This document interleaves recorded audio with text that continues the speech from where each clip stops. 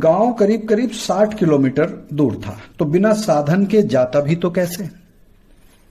3 दिन बाद जब रमेश घर पहुंचा, वापस आता है तो देखा बाढ़ आकर जा चुकी है, यानी कि उस गांव में भी बाढ़ आई थी।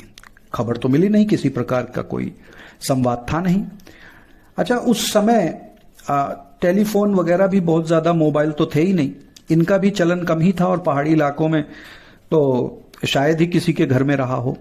खैर, गांव में जाकर के पता चला कि गांव में उस दिन बाढ़ आई थी, जिस दिन शादी थी।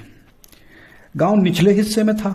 बाढ़ का पानी हालांकि अगले दिन ही निकल गया, लेकिन 4-5 फीट पानी भर जाने के कारण हर तरफ मिट्टी ही मिट्टी दिखाई दे रही थी।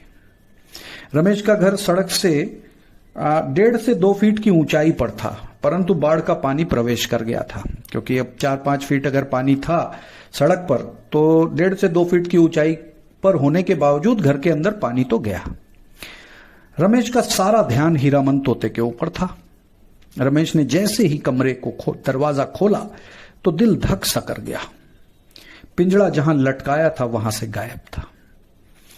रमेश की नजर फर्श पर पड़ी तो उसकी चीख निकल गई। पिंजड़ा नीचे गिरा हुआ था तथा हीरामन मिट्टी से सना हुआ हमेशा के लिए शांत हो चुका था।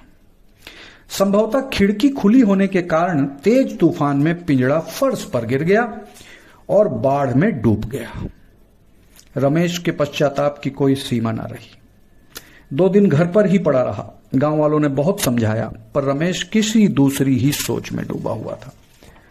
किसी की बात सुनता भी था तो लगता था अनसुनी कर रहा है। तीसरे दिन कुछ उसने अपने आप को संभाला और पोस्ट ऑफिस में जाकर के इस्तीफा दे दिया। सभी ने बहुत समझाया कि एक तोते के लिए जीवन क्यों बर्बाद कर रहे हो, लगी लगाई नौकरी छोड़कर जीवन में क्या कर पाओगे, परंतु रमेश अडिग रहा। अंत में इस्तीफा स्वीकार हुआ। जो भी सरकारी पैसे आने थे सब व्यवस्थित किए, घर में ताला लगाया और फिर रमेश चल पड़ा शहर की तरफ। हालांकि इस प्रक्रिया में 15 से 20 दिन का वक्त लगा, लेकिन रमेश अपनी धुन पर अड़ा रहा, सारी तैयारी करके, और आखिरी में फिर चल पड़े शहर की तरफ।